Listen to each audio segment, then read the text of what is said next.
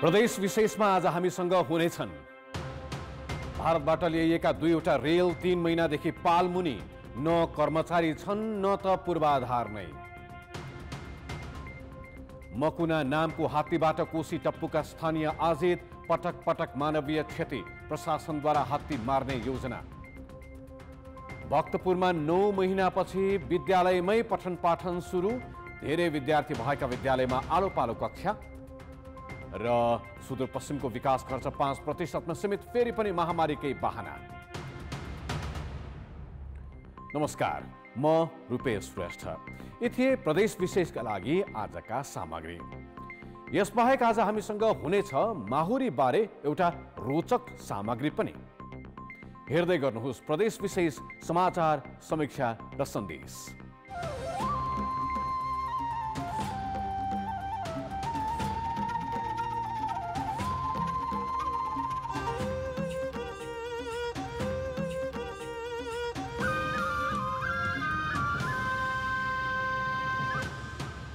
प्रदेश विशेष presented by Asian paints. लामो समयको प्रतीक्षापछि भारतसँग 84 करोड रुपैयाँमा 2 सेट डेमो रेल खरिद गरेर नेपाल ल्याइएपछि त्यसको जस लिने होड नै चलेको थियो। रेल आएको 3 महिना बितिसक्यो, तर पनि सञ्चालन गर्ने अहिलेसम्म कुनै छाँटकाँट भने छैन। एकातिर रेल मार्गमा भौतिक पूर्वाधारको काम सकिएको छैन भने अर्कातिर रेल चलाउन आवश्यक कर्मचारी पनि छैनन्।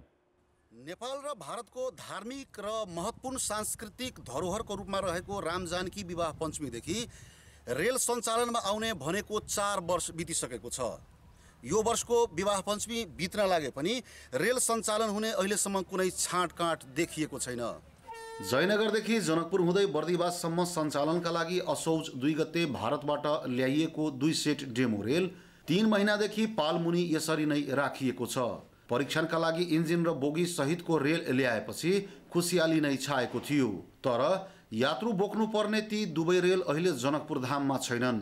भारतसँगको सीमावर्ती क्षेत्र इनरवामा सशस्त्र प्रहरीको सुरक्षा घेरामा राखिएको छ। ठग्ने काम भएको छ। अहिलेसम्म सरकारले विभिन्न बहानामा जुन प्रकारको रेल हुनु पर्थ्यो त्यो प्रकारको पनि रेल यहाँ मैले आएको महसुस गरेँ। रेल चलाउने जिम्मेवारी नेपाल रेलवे कम्पनीको भए पनि उसले कर्मचारी नियुक्त गर्न सकेको छैन।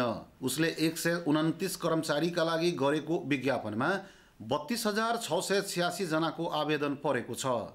कम्पनीले एकातिर आवेदन परेको 2.5 महिना बितिसक्दा पनि कर्मचारी छान्न सकेको छैन भने अर्कोतर्फ प्राविधिकहरू भारतबाटै ल्याउनु पर्ने अवस्था छ।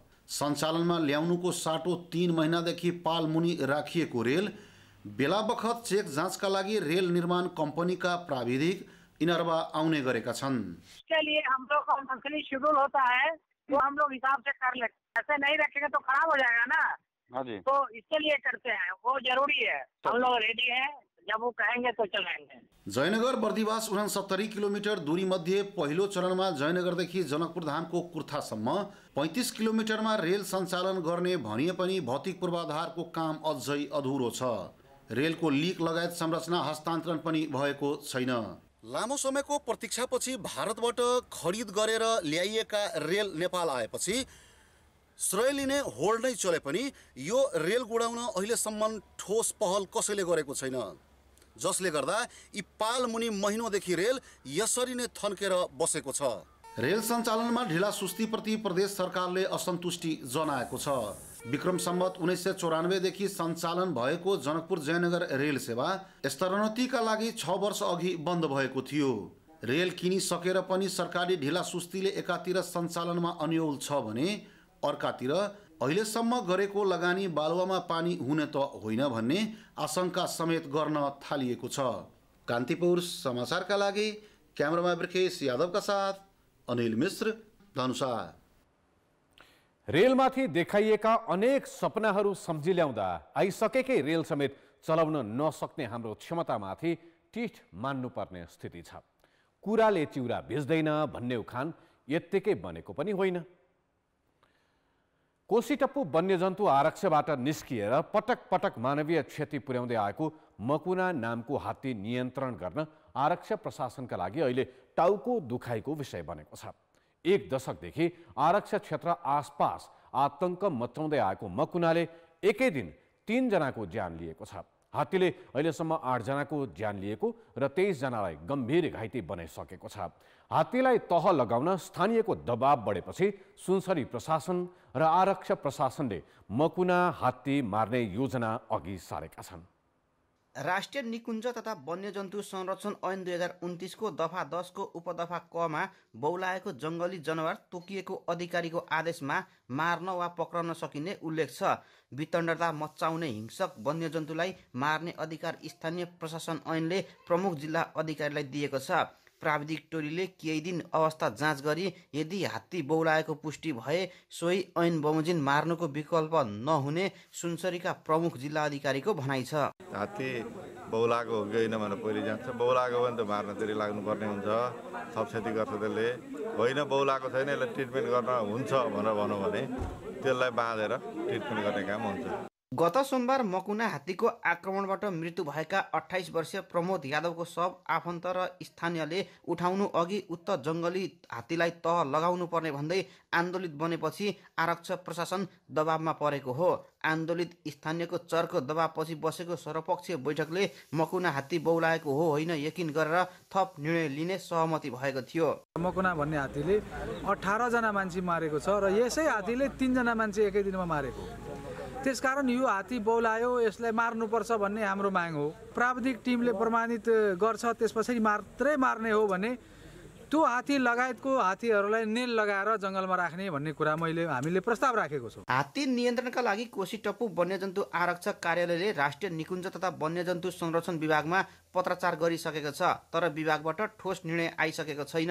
आरक्षक कार्यालयले प्रमुख जिल्ला अधिकारीको निर्णय अन्तिम हुने भएकाले सोही अनुरूप हात्ती मार्ने प्रक्रिया अघि बढाउन आफूहरू तयार रहेको जनाएको छ। अझै नियन्त्रणभन्दा बाहिर गयो भने यो सिडिओ साहबको अधिकार कुरो उहाँले मार्न सक्नुहुन्छ, मैले।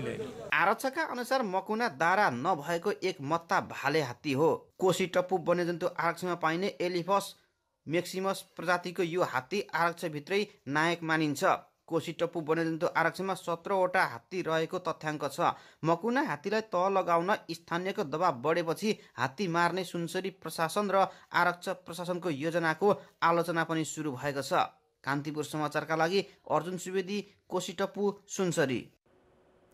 मानवीय क्षति गरिरहेको यो हात्ती मार्ने योजनालाई ठिक मान्ने कि बेठिक? तपाईको विचार हामीलाई हाम्रो ट्विटर ह्यान्डल @OurKTV मा मेन्सन गरी लेख्न सक्नुहुनेछ। प्रदेश विशेष presented by Asian Paints। ब्रेकपछि प्रदेश विशेषमा पुनः स्वागत छ। भक्तपुर नगरपालिकाका विद्यालयहरूमा पठन पाठन सुरु भएको छ। कोरोना महामारीका कारण 9 महिनादेखि बन्द रहेका विद्यालयहरू स्वास्थ्य मापदण्ड पालना गर्ने शर्तमा खुलेका हुन्। भक्तपुर नगरपालिका भित्रका विद्यालयहरूमा बुधबारदेखि पठन पाठन हुन थालेको छ। विद्यालय स्वास्थ्य मापदण्ड अनुसार विद्यालय प्रवेश गर्नुअघि विद्यार्थीको तापक्रम जाँच गर्ने, साइनिटाइजर र मास्कको अनिवार्य प्रयोग गर्ने र कक्षा कोठामा विद्यार्थीहरूबीच सामाजिक दूरी कायम गर्ने र एउटा मेजमा एकजना विद्यार्थीलाई मात्र राखेर पढाउन थालिएको छ। पूर्वाधारहरू भएको ठाउँमा आंशिक रूपमा चाहिँ विद्यालय सञ्चालन गर्दै जाउँ र कुनै त्यस्तो भवितव्य भयो, कुनै सङ्क्रमण फैलिएको टोलमा त्यस्तो विद्यार्थीहरू छ भने त्यो टोलको विद्यार्थीहरूलाई हामीले अभिभावकहरूको सल्लाहमा निकट सल्लाहमा रहेर चाहिँ हामीले त्यस्तो विद्यार्थीहरूलाई कक्षामा नलिने, उनीहरूको दैनिक यो गेटमै रेकर्ड राख्ने। त्यस्तै धेरै विद्यार्थी भएका विद्यालयमा आलो पालो गरेर कक्षा सञ्चालन गर्न थालिएको छ।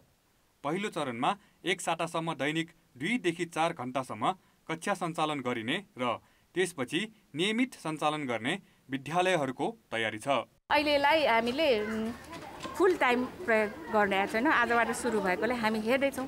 1 हप्ता जति फर्स्ट आवर 1 बजेसम्म भयो, त्यो पनि अल्टरनेट क्लासहरू हामीले एकै ठाउँमा नगर्ने गरेर आज आएको विद्यार्थी भोलि नआउने गरेर। भक्तपुर नगरपालिकाले पहिलो चरणमा कक्षा 8, 9 र 10 का विद्यार्थीलाई कक्षामा भौतिक उपस्थितिमै पठन पाठन गर्न अनुमति दिएको हो। 100 जना भन्दा कम विद्यार्थी भएका विद्यालयले तल्लो तहका कक्षाहरू पनि सञ्चालन गर्न पाउनेछन्। कोरोना महामारीको अवस्था हेरेर अन्य तहका कक्षा सञ्चालन सम्बन्धी निर्णय गर्दै जाने नगरपालिकाले जनाएको छ। कान्तिपुर समाचारका लागि सुन्दर शिल्पकार भक्तपुर। कोरोना भाइरस संक्रमणका कारण आज 16 जनाले ज्यान गुमाएका छन्। मृतकको संख्या 1765 पुगेको छ। पछिल्लो 24 घण्टामा 5706 जनाको नमुना परीक्षण गर्दा 782 जनामा संक्रमण पुष्टि भएको छ। नयाँ संक्रमित मध्ये 287 जना काठमाडौँ उपत्यकाका हुन्। अहिलेसम्म संक्रमितको संख्या 2,52,000 नागेको छ। तीमध्ये 2,41,000 भन्दा बढी संक्रमण मुक्त भएका छन्। निको हुनेको सूचीमा आज 1,000 भन्दा बढी थपिएका छन्। सक्रिय संक्रमितको संख्या 9,300 छ। तीमध्ये 5,800 घरमै रहेका छन्। चालु आर्थिक वर्षको पहिलो चौमासिक बितिसक्दा पनि सुदूरपश्चिम सरकारले पुँजीगत बजेट खर्च कम गरेको छ। गत वर्ष विभिन्न बहाना बनाएर कम बजेट खर्च गरेको प्रदेश सरकारको गति यसपालि पनि उस्तै छ। प्रदेशका सदस्यहरूले विगतमा जस्तो बहानाबाजी नगरी समयमै विकास रकम खर्च गर्न प्रदेश सरकारलाई निर्देशन दिएका छन्। प्रदेश सरकार गठनको पहिलो वर्ष अनुभव र कर्मचारी अभावलाई बजेट कार्यान्वयनको समस्याका रूपमा देखाइयो। त्यसपछिको वर्ष कोरोना महामारीले बजेट खर्च गर्न नसकेको भनियो। अहिले पनि महामारीलाई नै दोष दिएर पुँजीगत खर्चमा बहानाबाजी गरिँदैछ। अवस्था सामान्य उन्मुख हुँदै गए पनि बजेट खर्चको अवस्था भने दयनीय छ। चालु वर्षका लागि पुँजीगत तर्फ 16 अर्ब 94 करोड बजेट विनियोजन गरेको सुदूरपश्चिम सरकारले पहिलो चौमासिकमा 5.86% अर्थात् 1 अर्बभन्दा कम बजेट मात्रै खर्च गर्न सकेको छ। प्रथम चौमासिक अर्थात् 77 साल कार्तिक मसान्तसम्म 69 करोड 38,75,607 रुपियाँ खर्च भएको छ र यसरी प्रतिशतमा हेर्दाखेरि 5.86% पुँजीगत बजेट खर्च भएको छ। सुदूरपश्चिम प्रदेशका सांसदले भने यस वर्ष विगत जस्तो बहानाबाजी नगर्न प्रदेश सरकारलाई सचेत गराएका छन्।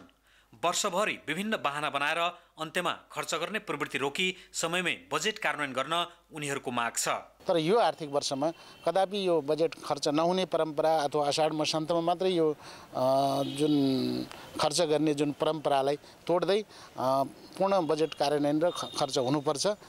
यदि भएन भने यसको पूर्ण जिम्मेवारी सरकारले लिनुपर्छ भन्ने हाम्रो बुझाइ छ। हामीलाई त कुनै आपत्ति छैन, जुन योजना पढेको छ त्यो इमानदारीपूर्वक बनोस् भन्ने कुरा मात्र हो। अब यो प्रदेश सरकारले कुनै गतिविधि बढाएर अगाडि थाल्ने छ जुन सकेछन्। सुदूरपश्चिम प्रदेश सरकार भने विगतको बजेटसँग तुलना गर्दै चालु वर्षको बजेट उत्साहजनक रूपमा खर्च भइरहेको दाबी गर्दै आएको छ। अब आउने चौमासिकमा हामी 40% भन्दा पनि बढी खर्च गर्नको लागि एकदम तयारीका साथ अगाडि बढेका छौँ। किनभने टेन्डर आह्वानको प्रक्रिया अगाडि बढाएका छौँ, कार्यविधि बनाइसकेका छन् र संरचनामा पनि हामीले त्यहाँ खडा गरिसकेका छौँ। सुदूरपश्चिम प्रदेश सरकारले गत वर्ष विनियोजित पुँजीगत बजेटको 59% मात्रै खर्च गर्न सकेको थियो। यसमा पनि अधिकांश बजेट आर्थिक वर्षको अन्त्यमा कागज मिलाएर अनियमितता गरिएको भन्दै व्यापक आलोचना भएको थियो।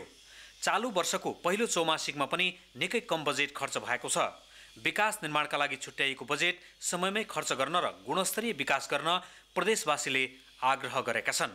कान्तिपुर समाचारका लागि क्यामेरामा सुदीप थापाका साथमा टेकराज जोशी, धनगढी, कैलाली। विकास नगर्नका लागि जति पनि बहाना भेटिन्छन्, तर साँच्चै विकास गर्ने हो भने एउटै कुरा भइपुग्छ, त्यो हो इच्छा शक्ति, जुन हामीसँग छैन। प्रदेश विशेष presented by Asian Paints। ब्रेकपछि पुनः स्वागत छ। माहुरीले गुलियो मह उत्पादन त गर्छ नै, सँगसँगै युद्ध कला समेत सिकाउँछ। आफ्नो मार्गमा अवरोध गर्नेमाथि आक्रमण गर्ने तरिकासँगै कुनै नयाँ होस् वा बिरानो भौगोलिक क्षेत्र र जङ्गलमा जाँदा होस्, नक्सा बिना नै कुन बाटो कता जाने हो त्यसको पहिचान गर्न पनि माहुरी उत्तिकै निपुण हुन्छन्। बाँके कोहलपुरका पुर्मल बस्नेतले 20 वर्षको सैन्य कार्यकालमा थाहा नपाएको युद्ध कला माहुरी चराउन थालेपछि थाहा पाए।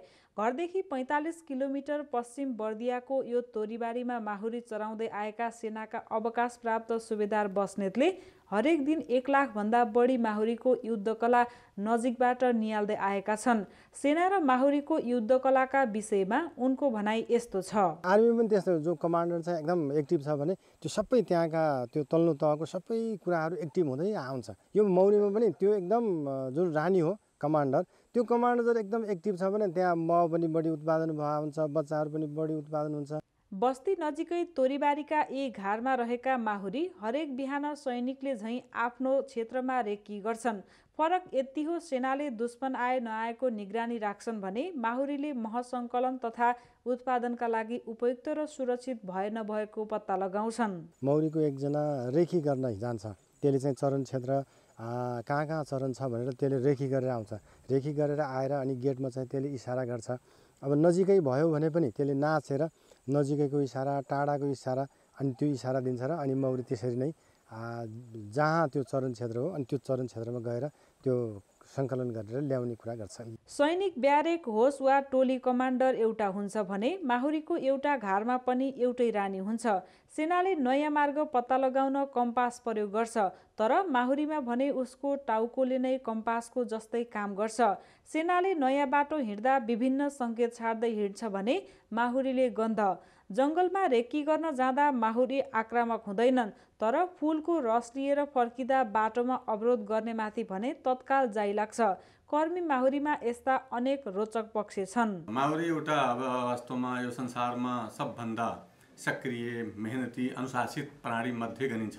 माहुरीले रस चुस्ने क्रममा तोरीमा लाग्ने लाई लगायत विभिन्न किरा मर्ने हुँदा तोरीबारीमा माहुरी चराउन किसानले दिने गरेका छन्।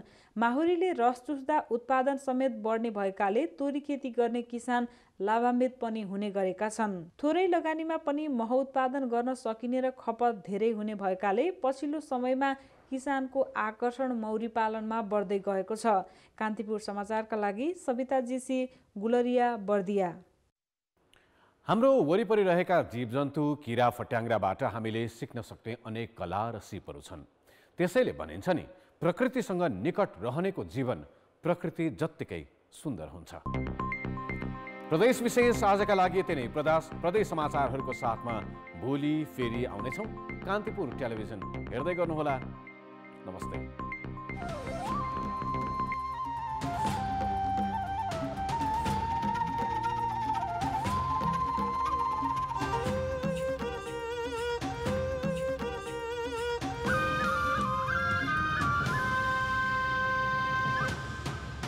प्रदेश विशेष